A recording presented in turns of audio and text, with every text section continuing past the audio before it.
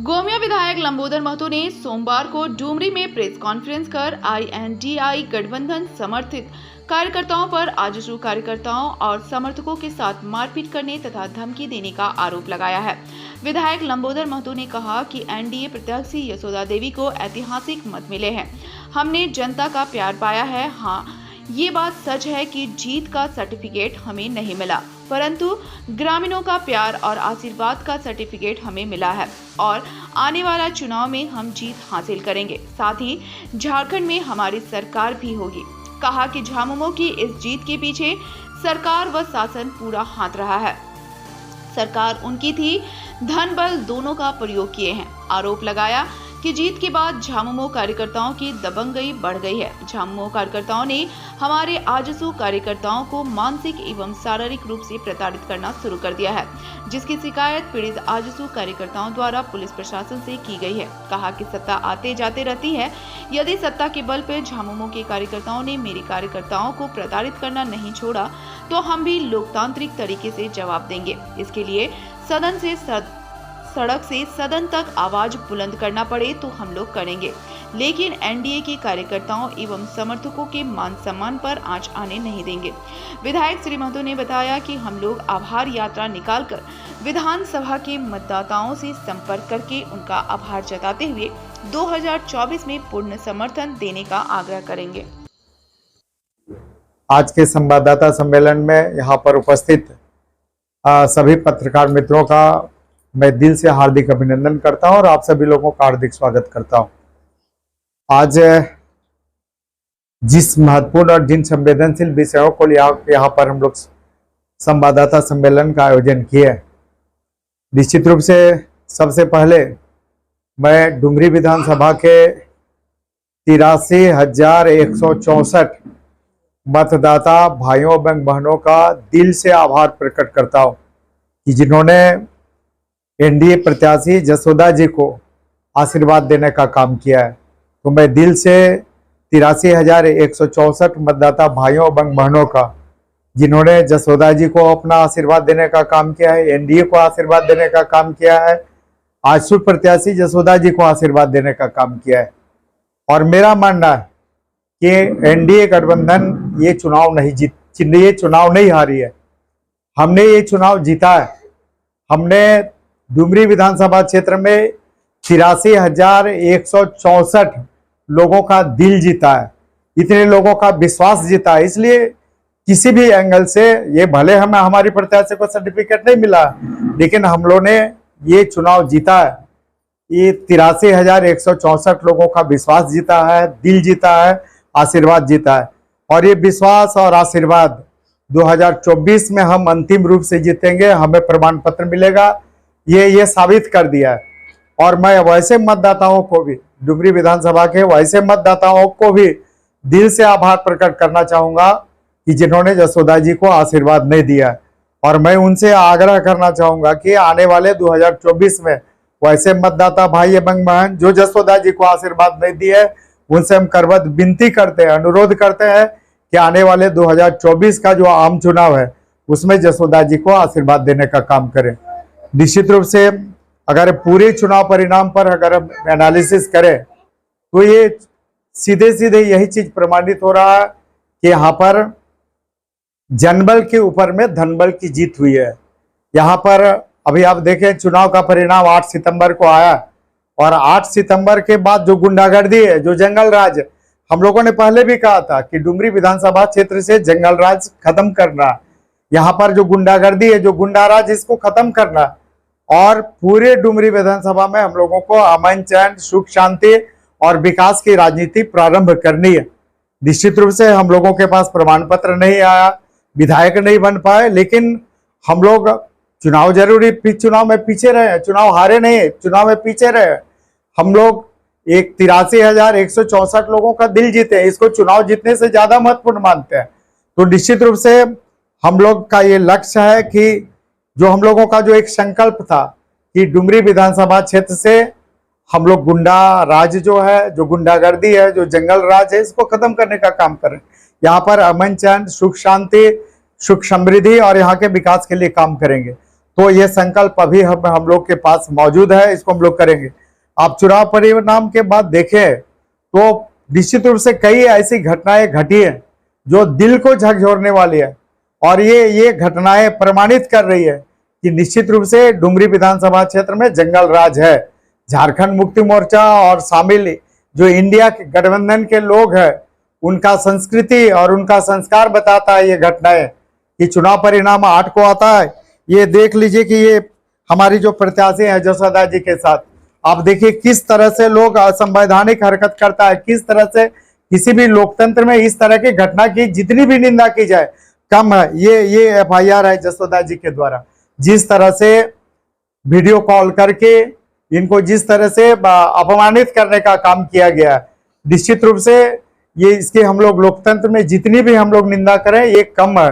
ये एफआईआर के कॉपी हम आप लोगों को दे रहे हैं कि इसमें देखिए कि किस तरह से झारखंड मुक्ति मोर्चा के द्वारा गुंडागर्दी किया जा रहा है, किस तरह से जंगल राज होने का प्रमाण दिया जा रहा है, किस तरह से हमारी प्रत्याशी उस प्रत्याशी को जिन्होंने 83,164 लोगों का दिल जीता है उसको किस तरह से अपमानित करने का काम कर रहा है।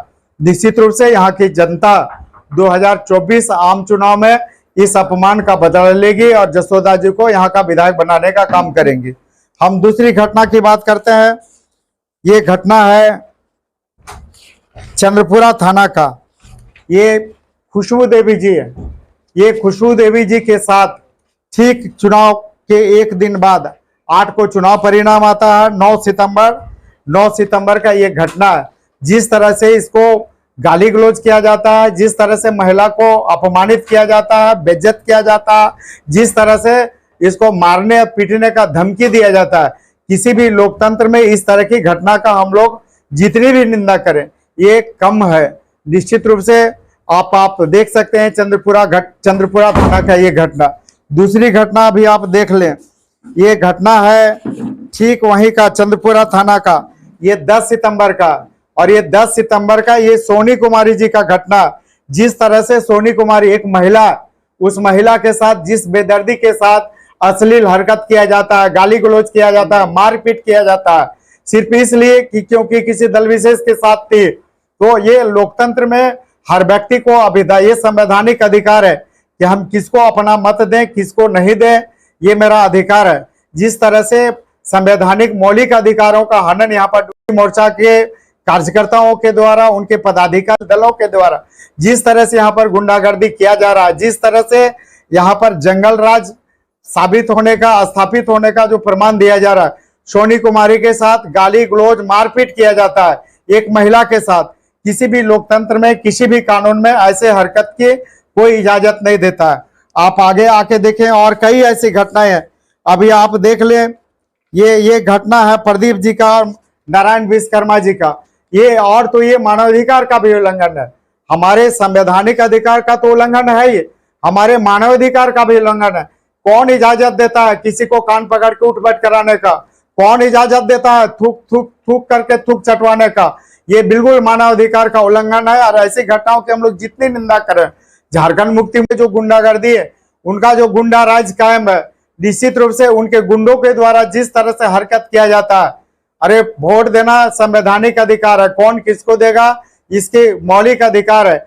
और किसी मतदाता के पक्ष में मत नहीं करने के एवज में अगर आप किसी को कान पकड़ के उठ बैठ करा रहे हैं, किसी को थूक चटवा रहे हैं, तो संविधान और कानून और लोकतंत्र इसकी इजाजत नहीं देता। निश्चित रूप से इसकी भी हम लोगों ने थाना में, जिला प्रशासन में, और हम लोग मानवाधिकार आयोग के पास भी जाएंगे, चुनाव आयोग के पास भी जाएंगे।